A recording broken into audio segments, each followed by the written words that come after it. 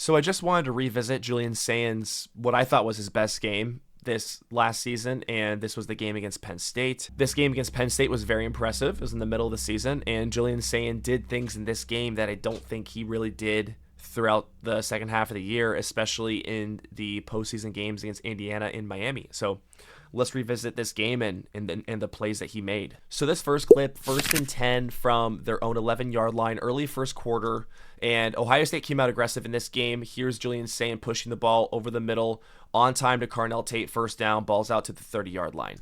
He makes that look really, really easy. In Ohio State in this game, you knew that they were going to come out aggressive because they're going up against Jim Knowles, right? They're going to let it rip through the air, and Julian Sayin looked comfortable.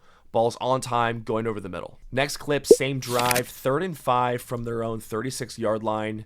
Doesn't have any extra protection, and this back shoulder ball is a beauty by Julian Sayin. I mean, that ball is perfect, on time, and it's only in a position where Jeremiah Smith can make a play on it. The defender has no shot in this play here, and this was executed to perfection. The timing's there, the ball placement's there. Just a great ball by Julian. Here we got 3rd and 3 on Penn State's 15-yard line.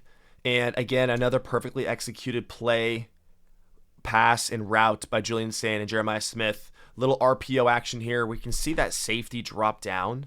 And once that safety drops, Julian Sayin knows he's given up this ball because that's just going to open up that passing lane for Jeremiah Smith. And as long as he throws a good ball, good placement on time, he can get that ball in before this safety comes over. Jeremiah Smith catches that ball, absorbs the hit, touchdown.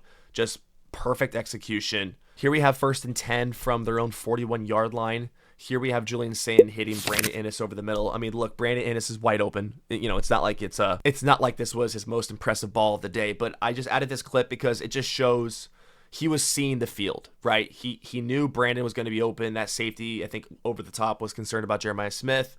I just added this clip because it just shows the encompassing success that Julian had. He was seeing the field. He knew where the spots were. I think there were games later on in the season where Julian Sayin wasn't reading the field, wasn't seeing the field, and in this game, I think he definitely was. This clip right here might be Julian Sayin's most impressive play from the 2025 season, and it's a really underrated part of his game. We didn't see this much moving forward. 3rd and 5 from their own 30-yard line, and Julian Sayin's got to dodge not one, but 2 rushers, makes a nice move, puts the ball down and runs, converts for a first down. A quarterback's legs are the absolute X factor. And Julian Sayin's, I'm not going to sit here and say he's Michael Vick, but he's not a horrible athlete. The guy can actually move a little bit, I think. And this was a great play because it just shows, hey, it's not there. I'm taking what I can. I'm going to convert, do whatever I can to get the first down. We didn't really see this much, I think, over the course of the second half of the season, especially in the postseason. This is what's missing.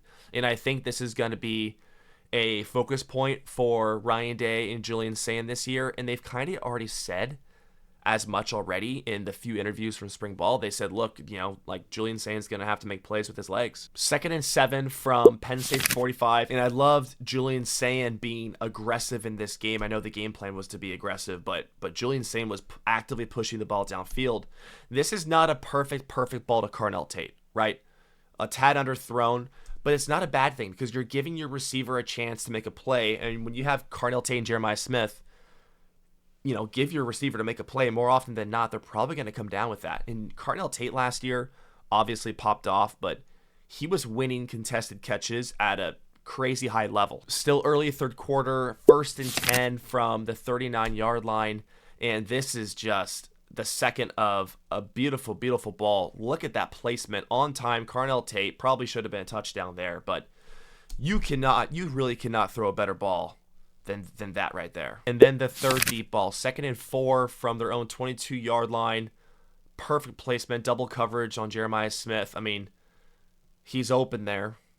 You get the ball there. Perfect placement. It's not behind. I mean, Julian Sayin was on point in this game. He did all the little things right. He was accurate and aggressive, pushing the ball downfield. He looked comfortable. You could tell he was reading the field. He was just such a weapon in this game, and he still had a great year, but I just felt like he didn't feel like a weapon in the games against Indiana or Miami. If he can take that next step as a leader and as a runner, or at least just being a playmaker, he could be really, really dangerous.